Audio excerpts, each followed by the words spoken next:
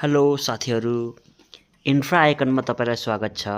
म आज तपाईँहरूलाई देखाउँदैछु हामीले यो लुइङमा सुपेडी कोलोनीको छेउमा एउटा बिल्डिङ कन्स्ट्रक्सन गर्दैछौँ, जुन चाहिँ 20 पोसे बिल्डिङ छ।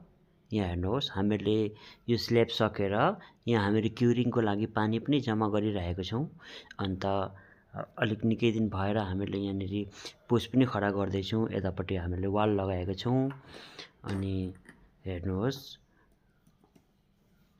रोडको मुनि हामीहरूको यो 2 स्ल्याब हुनेछ। अन्त रोडको माथि चाहिँ हामीहरूको यहाँनिर तपाईँको अझै पनि हामीहरू यहाँनिर 3 स्ल्याब गरेर चाहिँ टोटल 5 स्ल्याब जस्तो गर्ने हामीहरूको यहाँ प्लानिङ छ।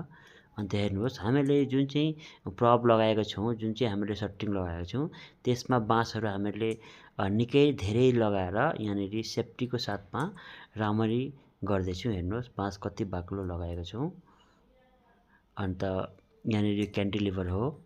अन्त यहाँ तल हामीहरूको डेरामा हाम्रो मिस्त्रीहरू बस्नुहुन्छ। यो सिँढी पनि हेर्नुहोस् कति कम्फर्टेबलको बनाएको छौँ।